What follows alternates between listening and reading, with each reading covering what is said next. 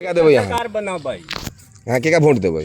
Vote जे देखो जे आदमी जीते वाला होते जे ई कार्यक्रम करे वाला होते ओकरा लेल सब आदमी सुरक्षित रहे के चाहिए। अच्छा आ जे आदमी वोट ले लेते वो गांव समाज में न देखेते कोई मुसीबत में न देखेते तो वो कोई काम के नहीं रह। तो हम सब तो यह कहे छी कि जे जीते वाला है जे अच्छा जे जीते वाला है जे आगू बढ़े वाला है ओकरा सब ही सहयोग करे। केकर सरकार बनावे के विचार है? यहाँ केगा विधायक बनबै?